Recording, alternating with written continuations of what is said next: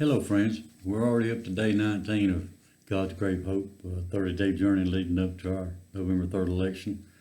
The title of today's lesson is Desperate to Hear from God.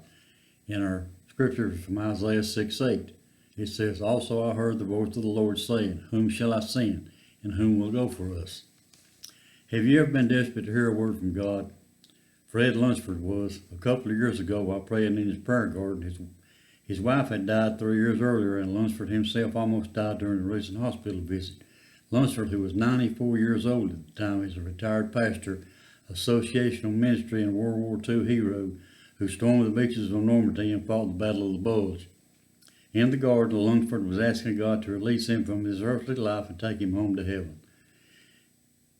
He reasoned with God that he was tired, having some physical difficulties, and just ready to go to heaven. After he prayed for a while, God clearly spoke in a still small voice and said, "Not yet." This puzzled Lunsford, and he asked why not. But God did not answer. For 3 weeks, Lunsford went daily to the garden and asked God, "Why not yet, Lord?" But God was silent. Then one day, God spoke clearly and said he had one last assignment for Fred Lunsford. God told Lunsford to pray daily for spiritual awakening and to get as many people as he could to join him in praying for America. He soon began that journey, and now, almost 2 years later, over 314,000 people have committed to pray for spiritual awakening in America and beyond. The goal is to have 1 million people by November 1st, 2020. That's what can happen when God's people become desperate to hear Him speak. In Isaiah 6:8, we see Isaiah was now in a position to hear a fresh word from God. This was possible because his relationship was restored through God's forgiveness and atonement. Also, Isaiah heard God's voice because he was attentive and listening.